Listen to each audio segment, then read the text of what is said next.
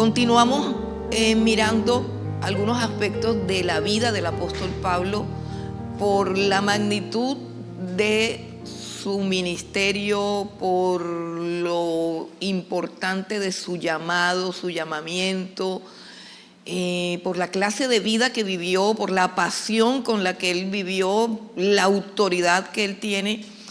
Creo que el estudio del apóstol Pablo es supremamente fructífero y edificante para nuestras vidas. Es uno de los personajes más apasionantes del Nuevo Testamento y tenemos tanto que aprender de la vida del apóstol Pablo. Y hoy vamos a mirar un aspecto que creo que es el más humano de su vida, y creo que es el que más nos podría edificar. Es un aspecto en el que nosotros podemos decir, bueno, ahí sí nos parecemos. Casi siempre que hablamos del apóstol Pablo decimos, anda, pero nosotros no somos así. Anda, pero es que eso está tremendo. O sea, ese ejemplo, siendo él un ser humano como nosotros, ese ejemplo del apóstol Pablo nos abruma, nos avergüenza, nos humilla. Pero bueno, vamos a mirar hoy una parte en la que nos vamos a sentir más identificados con él por muchas cosas. Vamos a buscar en nuestras Biblias, segunda a los Corintios capítulo 12, versículos del 1 al 10. Dice la palabra del Señor: ciertamente no me conviene gloriarme, pero vendré a las visiones y a las revelaciones del Señor. Conozco a un hombre en Cristo que hace 14 años, si en el cuerpo no lo sé, si fuera del cuerpo no lo sé, Dios lo sabe, fue arrebatado hasta el tercer cielo. Y conozco al tal hombre, si en el cuerpo o fuera del cuerpo, no lo sé, Dios lo sabe, que fue arrebatado al paraíso, donde oyó palabras inefables que no le es dado al hombre expresar. De tal hombre me gloriaré, pero de mí mismo en nada me gloriaré, sino en mis debilidades. Sin embargo, si quisiera gloriarme, no sería insensato, porque diría la verdad. Pero lo dejo para que nadie piense de mí más de lo que en mí ve u oye de mí, y para que la grandeza de las revelaciones no me exaltase desmedidamente, me fue dado un aguijón en mi carne, un mensajero de Satanás, que me abofetee para que no me enaltezca sobremanera. Respecto a lo cual 3 veces he rogado al Señor que lo quite de mí, y me ha dicho: bástate mi gracia, porque mi poder se perfecciona en la debilidad. Por tanto, de buena gana me gloriaré, más bien en mis debilidades, para que repose sobre mí el poder de Cristo. Por lo cual, por amor a Cristo, me gozo en las debilidades, en afrentas, en necesidades, en persecuciones, en angustias, porque cuando soy débil, entonces soy fuerte. Gloria a Dios. La vida del apóstol Pablo fue sumamente fructífera, sumamente gloriosa, sumamente trascendental, sumamente poderosa, pero también fue supremamente difícil y compleja. La vida del apóstol Pablo en este momento nos enseña algo que pues todos sabemos, y es que todos tenemos una condición o una situación que nos humilla y que nos quebranta. Todos. Siempre hay algo ahí que nosotros quisiéramos hacerlo desaparecer. Siempre hay algo ahí que nosotros pensamos, si eso no existiera, mi vida fuera mejor. Pero allí está.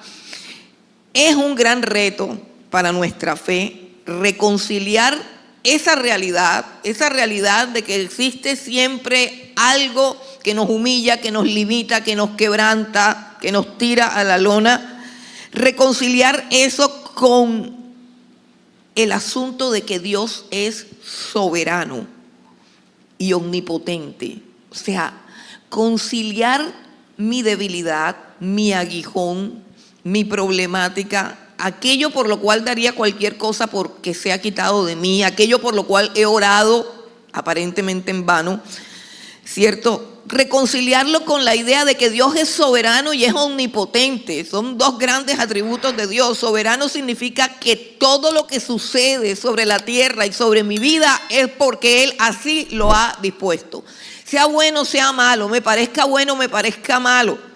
Todo lo que sucede en mi vida ha sido ordenado soberanamente por Dios.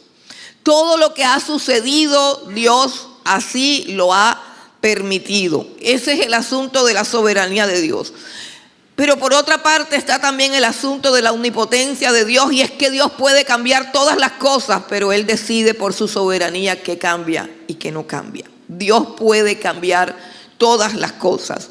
Dios puede responder todas las oraciones de la manera como nosotros lo estamos pidiendo, pero muchas veces Él elige hacerlo de otra manera.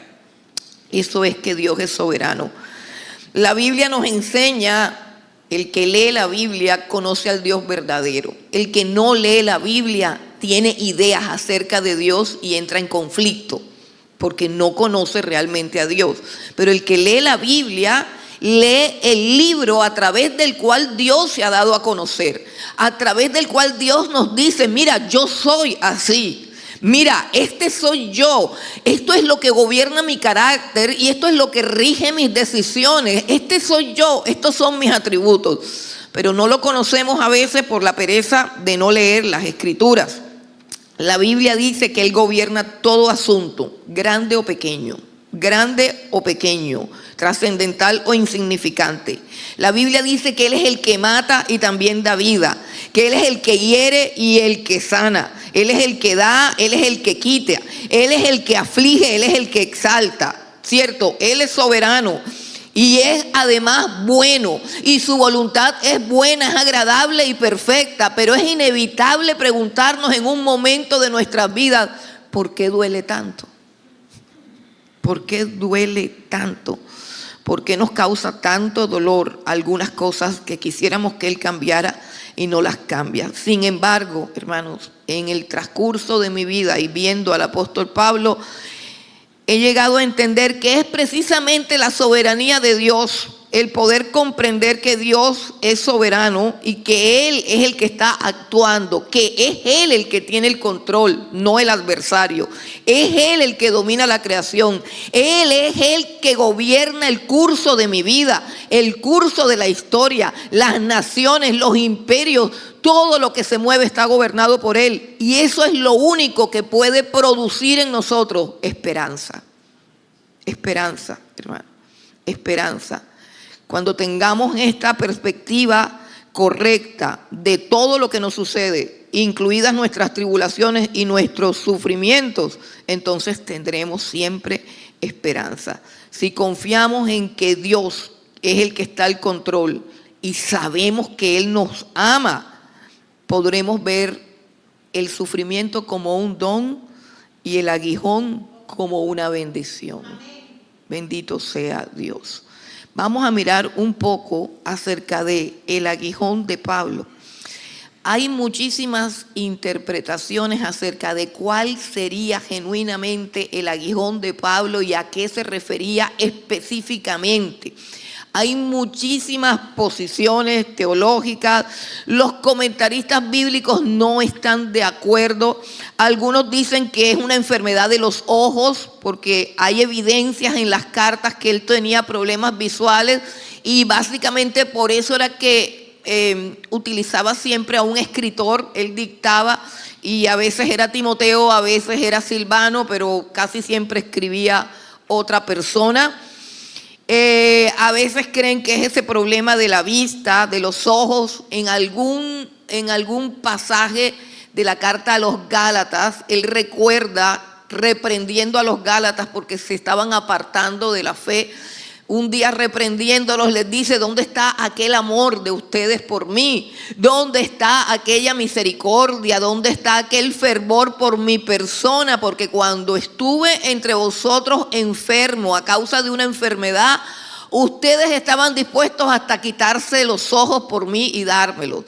Esa es una evidencia de que él tenía problemas en los ojos, pero no garantiza que ese sería el aguijón del cual él estaba hablando. Otras personas o otros comentaristas dicen que el aguijón era la persecución que él sufría, y otros dicen que era un deseo o una inclinación pecaminosa de su carne. Pero todos son especulaciones. Pablo fue inspirado por el Espíritu Santo cuando escribió, y el Espíritu Santo lo inspiró a no decir exactamente cuál era el bendito aguijón. Así que hay que darle gracias a Dios por eso, porque podemos confiar en que el Espíritu Santo fue el que guió las Escrituras. Más sin embargo, en el capítulo anterior, en dos capítulos anteriores, en 2 de Corintios, el capítulo 10, él hace una lista de muchas cosas que les han sucedido. Él hace un resumen, no digamos una lista, se nota que es un resumen. 2 de Corintios capítulo 11, desde el versículo 23, si leemos un poquito, un pedacito de esa lista, y hay otras listas más acerca de su vida y acerca de sus sufrimientos, pero podemos tener una idea de cuál podría ser el aguijón. Por ejemplo, vamos a leer 2 de Corintios 11, del 23 al 28, dice: son ministros de Cristo. Estaba hablando de algunos ministros de la prosperidad que en ese tiempo existían también y llegaron a la iglesia de Corinto y estaban guiándolos a que despreciaran un poco a Pablo. Dice el versículo 23: son ministros de Cristo, como si estuviera loco hablo, yo más, en trabajos más abundante, en azotes sin números, en cárceles más, en peligros de muerte muchas veces. De los judíos 5 veces he recibido 40 azotes menos 1. 3 veces he sido azotado con vara, 1 vez apedreado. 3 veces he padecido naufragio. 1 noche y 1 día he estado como náufrago en alta mar. En caminos muchas veces, en peligros de ríos, peligros de ladrones, peligros de los de mi nación, peligros de los gentiles, peligros en la ciudad, peligros en el desierto, peligros en el mar, peligros entre falsos hermanos, en trabajo y en fatiga, en muchos desvelos, en hambre y sed, en muchos ayunos, en frío y en desnudez. Y además de otras cosas, lo que sobre mí se agolpa cada día, la preocupación por todas las iglesias. ¿Quién enferma y yo no enfermo? ¿A quién se le hace tropezar y yo no me indigno? Si es necesario gloriarse, me gloriaré en lo que es de mi debilidad. Solamente dejemos hasta ahí y pensemos por un momento en el corazón y en la mente de un hombre que conoce a Dios, de un hombre al que se le apareció Dios en el camino, de un hombre que ha tenido visiones y revelaciones que él mismo está aludiendo aquí en este pasaje. Un hombre que tiene un conocimiento profundo del poder de Dios, de la omnipotencia divina. Un hombre que sabe, por ejemplo, que el apóstol Pedro caminó una vez por el mar. Podemos imaginarnos a este hombre como náufrago en el alta mar, este hombre que conoce a Dios, este hombre que va camino a hacer la voluntad de Dios, porque cuando estaba en el mar no estaba buceando, ni haciendo surfing, ni jugando. Cuando él estaba en alta mar iba rumbo a una misión evangelística, apostólica, a donde el Espíritu Santo lo había llamado. No estaba en sus fuerzas, no estaba en su vanidad, no estaba tomándose unas vacaciones, estaba sirviendo a Dios con todo, con todas sus fuerzas, con todas sus pertenencias, con todo su dinero, con todas las habilidades y todos los talentos, todo al 100% puesto al servicio de Dios. Y el barco en el que va naufraga. Dice cuántos naufragios, dice aquí cuántos naufragios leímos. 3 naufragios. Imagínese que usted está naufragando en un pedacito del barco que queda en alta mar, en la noche oscura, la noche completa, y Dios lo ha mandado. Usted se puede imaginar la confusión mental, física, psicológica, emocional. y la crisis de fe que puede estar azotando el alma del apóstol Pablo una y otra vez, solamente en un momento como ese. Usted se puede imaginar que el Dios que hizo los mares ahora me tiene tirado en medio del mar con un pedacito de barco donde yo iba y se reventó, no lo guardó, porque es que a nosotros nos enseñan una fe triunfalista. Una fe que no concibe el dolor, una fe que no concibe la adversidad, una fe mágica, un evangelio mentiroso que la gente ama, pero que no proviene del corazón de Dios. Porque Dios es un Dios de verdad y nos ha mostrado la verdad en la persona de su Hijo Jesucristo, varón de dolores, experimentado en quebranto, pero aún en medio de todos esos quebrantos y aún en medio de todos esos sufrimientos, un varón glorioso que llevó a la gloria y que fue exaltado hasta lo sumo. A nosotros se nos olvida que es el evangelio, porque hay tanto engaño y tanta mentira, porque hay una fe fabricada de mentiras, una fe falsa que no está depositada en el carácter, en la santidad y sobre todo en la soberana gracia y poder de Dios, sino en los deseos de mi carne, en los deseos de bienestar, en los deseos de estar siempre bien. Ese es el evangelio que vende. Ese es el evangelio de las multitudes. Un evangelio adecuado a lo que el hombre quiere oír, a lo que el hombre quiere escuchar. Pero aquí está Pablo con su verdadero evangelio, el ministro del evangelio por excelencia. Un evangelio y una vida decorada con esto, acompañada de esto. Esta es la lista de la cual está él orgulloso. Esta es la lista que el apóstol Pablo exhibe como garantía de su llamado, como evidencia de su ministerio, como el sello de su autoridad. Y yo me pregunto, nosotros ¿en quién hemos creído? ¿Y a qué le hemos creído? Es tan fácil ceder. Cada silla vacía que hay aquí es una invitación para que yo cambie lo que estoy diciendo. ¿Sí entienden lo que estoy diciendo? ¿Sí lo entienden? Si lo cambio, se soluciona el problema. La gente dice, es por esto, es por lo otro. No, no es por eso. No es por eso. Es que la Biblia nos dice una verdad que no queremos mirar. Y el apóstol Pablo está diciendo, esta es mi vida y la quiero exhibir públicamente, porque de esta vida estoy orgulloso, porque esta vida se parece al camino por donde Jesús caminó. Pero esta no es la vida que están buscando las personas que van a una iglesia. Seamos sinceros, cuando venimos a una iglesia estamos buscando otra vida. Una vida que no está aquí. Una vida que ninguno de los hombres superiores a nosotros en entrega, en consagración, en valentía, en coraje, en fe, en poder y autoridad vivió. Esta es la vida del apóstol Pablo. Esta es la vida de un hombre que conoce a Dios. Su vida, sus aventuras, su carácter. Podríamos sentarnos y tomar cada cosa. Fue apedreado, fue azotado.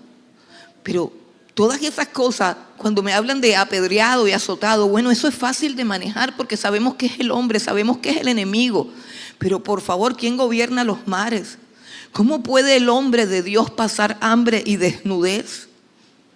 ¿No nos enseñaron la doctrina de la prosperidad? ¿No nos enseñaron que eso no era posible? Él está diciendo que él también se enferma. Él también se enferma.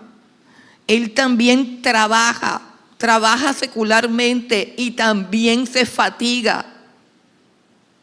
¿Cuántos de ustedes están fatigados por el trabajo secular? Y dicen, no tengo fuerzas para servir al Señor, no tengo fuerzas para madrugar, no tengo fuerzas para evangelizar, no tengo fuerzas para discipular. En trabajo y en fatiga, en desvelos. Usted sabe el daño que hace un desvelo. Usted sabe el daño mental que produce un desvelo, el daño que le produce al cerebro no dormir. Dice hambre, sed, ayunos, frío, desnudez. Pero no solamente eso, sino que aunque todo parece ir de cabeza, él tampoco puede tener cierta tranquilidad, porque él dice que sobre todas esas cosas se agolpa cada día sobre él la preocupación por todas las iglesias. Sí, porque a las iglesias llegan ¿qué? Los falsos maestros. Porque Satanás anda recorriendo las iglesias para ver de qué manera entra, de qué manera se cuela. De pronto entre los que van a la iglesia, de pronto entre la membresía. Satanás se quiere colar entre la membresía y colocar división, murmuración, chisme. A veces se quiere colar en el púlpito y adulterar la palabra. A veces se quiere colar entre los músicos y envanecerlos y dividirlos y hacerlos que canten para ellos mismos. Satanás siempre está merodeando las iglesias. Uno cree que anda ocupado en las discotecas y en los bares y en los prostíbulos. No, su mayor preocupación son las iglesias, y sobre todo las iglesias que predican la verdad, porque las otras son propias de él, son su propio negocio. Satanás siempre anda dando vueltas por eso, y por eso el ministro de Dios, el apóstol Pablo, dice, se agolpa sobre mí. Mire cómo lo dice, como algo demoledor que hay sobre su vida. Está preocupado por las iglesias. Es decir, yo no estoy preocupado por mí. Yo no estoy preocupado de por qué me va tan mal en la vida. Mi preocupación no es por qué me azotan, por qué me apedrean, por qué vivo en peligro, por qué paso hambre, por qué paso necesidad. Esa no es mi preocupación. Mi preocupación es que las iglesias no se vuelvan de la verdad, del evangelio que yo les prediqué, y no se vuelvan a las fábulas, no se vuelvan a la locura, no se vuelvan pues a todas esas cosas que normalmente se vuelven. El aguijón de Pablo no sabemos cuál fuera, porque esto es un listado de aguijones, de muchos duros, hirientes, poderosos aguijones. Así que no sé cuál de todos es el aguijón por el cual él le pidió a Dios 3 veces, porque si además de eso estaba enfermo, y si además de eso podía contemplar su propia humanidad, su propia limitación, además de eso su propio carácter o su propia carne a veces le jugaba una traición, le jugaba una revuelta, y a veces no le servía, quizás su contextura física, quizás su estado de ánimo, no lo sabemos. ¿Cuál era el aguijón por el cual oró 3 veces? Lo que sí podemos afirmar acerca de este aguijón es que era una situación o una condición que lo doblegaba y lo afligía. Y por eso nosotros como creyentes nos podemos identificar con Pablo, porque todos de alguna u otra manera hemos experimentado un aguijón, o quizás lo estamos experimentando. Quizás lo llevamos ahí en nuestra carne. Quizás ese aguijón está allí y también hemos orado y no nos ha sido quitado. El aguijón nos quebranta, nos humilla y nos doblega. Ahora, el aguijón tiene un doble propósito. Primero miremos el propósito del aguijón. En el versículo número 7 está claro el propósito. Dice, y para que la grandeza... Hay un doble propósito, este es el primero. Y para que la grandeza de las revelaciones no me exaltase desmedidamente, me fue dado un aguijón. El primer propósito del aguijón, de tu aguijón, de mi aguijón, del aguijón del apóstol Pablo, el primer propósito es impedir que te enaltezcas. Oye bien, impedir que te enaltezcas. Esto es supremamente importante y vital para tu salvación, para tu ministerio y para poder ser usado por Dios. No te puedes enaltecer. Enaltecerte implicaría tu ruina y tu perdición. La idea de no enaltecerte es importantísima porque está repetida 2 veces. En el versículo 7 dice: y para que la grandeza de las revelaciones no me exaltase desmedidamente, me fue dado un aguijón en mi carne, un mensajero de Satanás que me abofeté, para que no, nuevamente, para que no me enaltezca sobremanera. Es Dios cuidando el alma. Es Dios librándonos de la peor enfermedad del alma, de lo que podría hacernos ineptos, infructíferos, fracasados, si nos llegásemos a enaltecer. El objetivo de este aguijón es librarnos del orgullo, hermano. El orgullo, la esencia del pecado, el orgullo.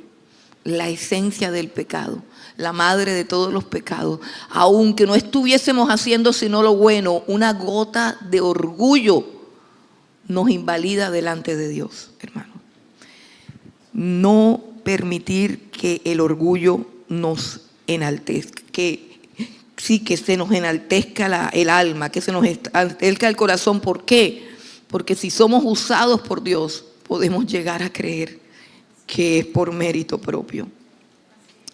Hermano, dicho de otra manera, por medio de este aguijón, el apóstol Pablo podía permanecer humilde y dependiente de Dios. Y eso es vital, hermano. Para que Dios cumpla su propósito en mi vida, para que mi vida trascienda, para que todo lo que yo haga glorifique a Dios, para que pueda avanzar en mi crecimiento espiritual, para que yo pueda desarrollar con éxito los dones y el llamado que me ha sido dado. Yo tengo que mantener mi humildad y mi dependencia. Humildad y dependencia delante de Dios. Y en nuestra carne eso no es posible. Eso solamente es posible cuando Dios mete su mano y produce esa herida, eso que nos humilla. No sé qué es, en tu caso, en el mío, cada uno lo tiene. Algo humillante, quizás está muy dentro de tu corazón, un complejo, una atadura, algo que siempre viene y te revienta por dentro y por fuera, que te quita todas las fuerzas y te quita las ganas de seguir. Ese aguijón es importante y su propósito es que te mantengas humilde, y que te mantengas dependiente de Dios, porque de esa manera y solamente de esa manera Él puede usarte en humildad, en sumisión, en dependencia. El aguijón hace que yo entienda mi debilidad. El aguijón hace que yo esté en la posición correcta, que me presente delante de Dios con la actitud correcta, con la inquietud en el corazón, sabiendo que sin Él no puedo hacer nada.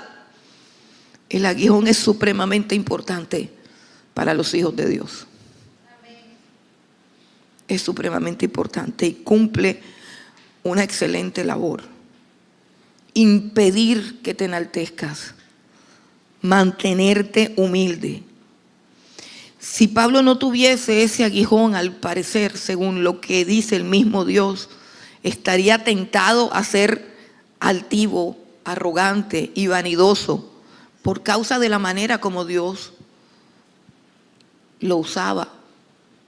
o por causa de todo lo que él tenía, hermanos. Si nosotros podemos observarlo, es un hombre que tiene mucha inteligencia, mucha sabiduría, tiene una forma de hablar y de escribir impactante, tiene una forma de enfrentar las situaciones impactante. Recibió revelaciones de parte de Dios que hicieron que aún los discípulos de Cristo que vivieron con él fueran opacados en sus escritos. Y eso que él no cuenta de todos los poderes, de todas las señales y de todos los prodigios que él hacía. Y lo veíamos en la semana pasada, que hasta los demonios conocían a Pablo. Y los jóvenes trataban de imitarlo. Los jóvenes trataban de hacer lo mismo, pero fracasaban. El aguijón es un instrumento de santificación, hermano. No sé si en este momento ya tú identificaste cuál es tu aguijón. Eso que te hace bajar la cabeza, eso que tú quisieras cambiar, eso que te duele en el alma. Ese aguijón es un instrumento de santificación, hermano. Me atrevo a decir que si no lo tuvieras, no hubieses podido llegar a donde has llegado de la mano de Dios. El aguijón es un medio para hacer que Pablo se parezca a Jesucristo. Completamente dependiente de Dios. La Biblia dice que el Señor Jesucristo se levantaba aún siendo de noche y iba y oraba. Se apartaba, iba y oraba. Dependió del Padre. Él dijo, nada puedo hacer por mí mismo. Todo lo que hago es lo que veo hacer a mi Padre. Una vida en completa sumisión, obediencia y dependencia de Dios. Hermano, tú vives una vida así. Dependiente, sometido, temeroso, confiando siempre en su favor, en su ayuda, pero respetuoso también de su dirección, de cuando Él cierra la puerta y dice no vas. No sé si te ha pasado, pero han habido momentos en que Dios te ha cerrado puertas porque eso no es parte de su plan, porque no era bueno para ti, aunque tú anhelabas con toda tu fuerza ir a ese lugar y Dios no te lo permitió, no era para ti. Qué bueno es el aguijón, que nos ayuda a depender y que nos hace humildes.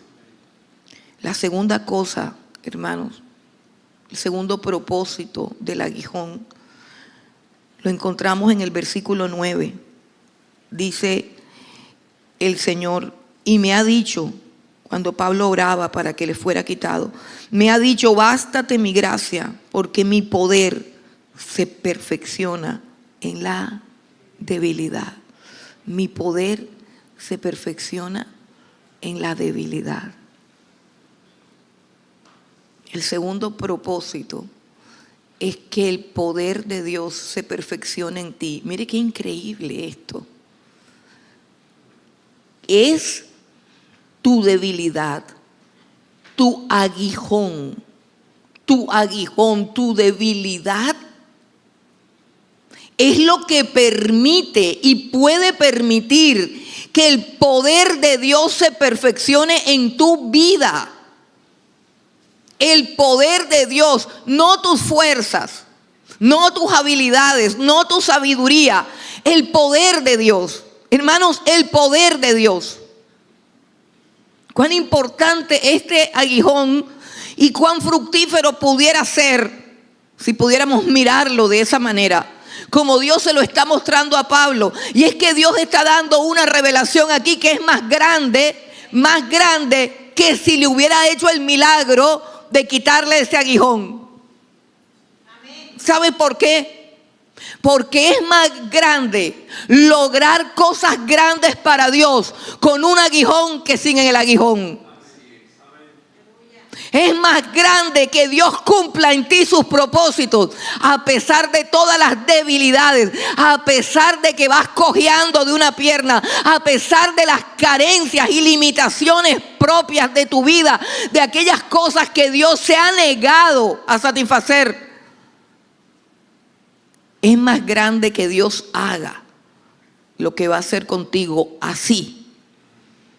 Y podemos mirar toda la Biblia y los hombres que Dios escogió eran débiles y tenían carencias y tenían falencias, tenían debilidades y Dios no se las quitó. Cuando Moisés le dice a Dios, tú sabes que yo no sé hablar, tú sabes que soy tardo para hablar, tú sabes que me da miedo hablar. Dios le dice, ¿y quién hizo al sordo? ¿Y quién hizo al ciego? ¿Y quién hizo al mudo? Yo estoy contigo. No le dice, te voy a sanar. Es un patrón divino.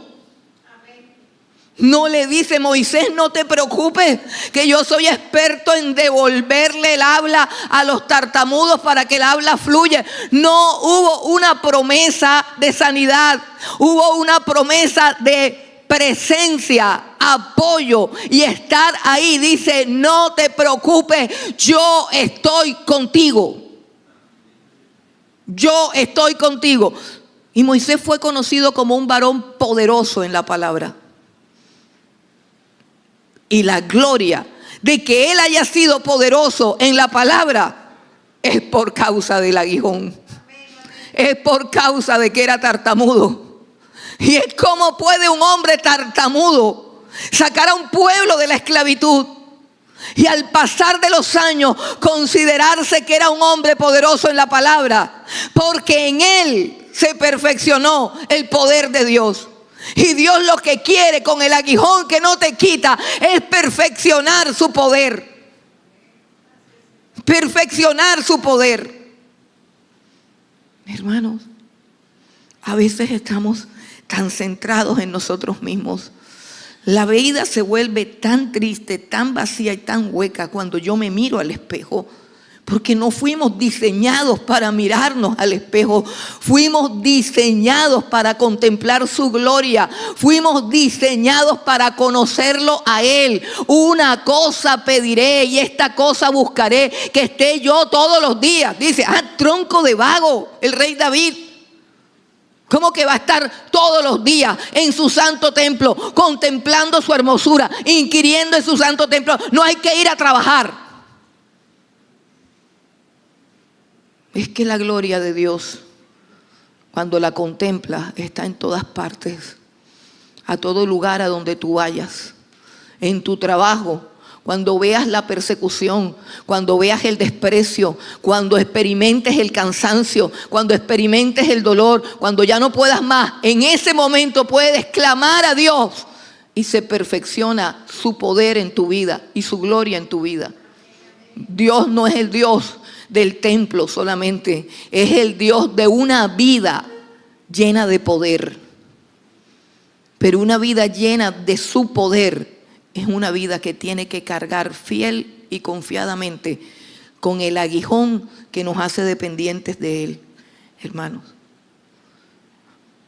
Perfeccionar el poder de Dios. El Señor Jesucristo, y no sé cuántos recuerdan cuando Dios nos hablaba a través del Evangelio de Juan, unas palabras del Señor Jesucristo que casi nunca llegamos a sopesar, cuando Él decía, cosas mayores que las que yo he hecho, ustedes harán.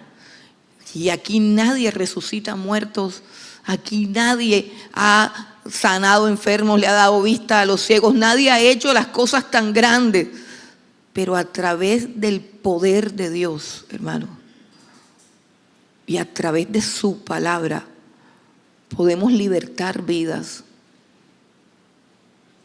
Podemos transformar corazones por su poder. Hermano, por su poder.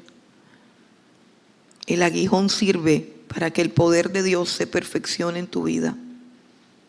El apóstol Pablo dice, 2 Corintios 2, versículo 14, dice, mas a Dios gracias, el cual nos lleva siempre en triunfo en Cristo Jesús, y por medio de nosotros, manifiesta en todo lugar el olor de su conocimiento. O sea, a donde Pablo llegaba, olía al conocimiento de Dios. Pero ¿qué sucedía con ese olor? ¿Qué sucedía con el olor de Pablo? Esta es una frase tremenda que él habla. A donde nosotros vayamos debemos manifestar el olor del conocimiento de Dios. Pero ese olor es agradable para algunos y apestoso para otros. Dice, porque para Dios somos grato olor de Cristo en los que se salvan y en los que se pierden. A estos ciertamente olor de muerte para muerte, y a aquellos olor de vida para vida. Y para estas cosas, ¿quién es suficiente? ¿Quién es suficiente para dar vida a los pecadores cuando te encuentras con ellos? Dime qué poder o qué habilidad o qué simpatía o qué carisma. Dime si tu imagen, tu forma de hablar, tu temperamento, tu forma de vestir, tu astucia, tu amabilidad, dime si algo de eso puede servir para darle vida a un pecador. Dime si algo de tu talento, de tu capacidad, por más que te arregles, por más que te esfuerces en hablar bonito, por excelente que prediques, por inteligente que seas, por hábil que seas para manejar la palabra de Dios, ¿quién puede hacer que un pecador se arrepienta? Nadie. Podemos hacer 1000 cosas y hacerlas de la mejor manera, pero nadie puede hacer que un corazón de piedra se convierta en un corazón de carne. Nadie puede convertir a un pecador en un hijo de Dios. Solamente el poder de Dios. Solamente el poder de Dios. Y quiero decirte, el poder de Dios nace de la cruz de Cristo. De la cruz de Cristo es donde nace la salvación. Y ese es un principio espiritual. Si el grano de trigo no muere, no lleva fruto. Pero si muere, da mucho fruto. El aguijón es lo que mata el orgullo. El aguijón es la cruz que hace que de una vida humillada, quebrantada y dependiente de Dios pueda brotar su poder para salvar a las almas, hermano. Porque de resto, nosotros para esto no somos suficientes. Nada es suficiente si no está el poder de Dios. Hermanos, podemos hoy transformar nuestra mentalidad de fracaso y nuestras excusas con esta revelación de Dios. Podemos hoy decir, voy a hacerlo, pero esta vez voy a hacerlo con tu poder. Podemos decirlo, esta vez voy a hacerlo con mi aguijón, pero por tu poder. Podemos decir que sí podemos en Cristo que nos fortalece. Puedes decir, sí puedo, porque Cristo me da el poder para hacerlo. Aunque soy débil, como dice el apóstol Pablo, cuando soy débil, entonces fuerte soy. Diga el débil, fuerte soy en Cristo Jesús. Tercera cosa, ¿quién da el aguijón? ¿Quién da el aguijón? El apóstol Pablo dice en capítulo 12, me fue dado un aguijón. En el versículo 7, me fue dado un aguijón. ¿Y quién le dio ese aguijón al apóstol Pablo?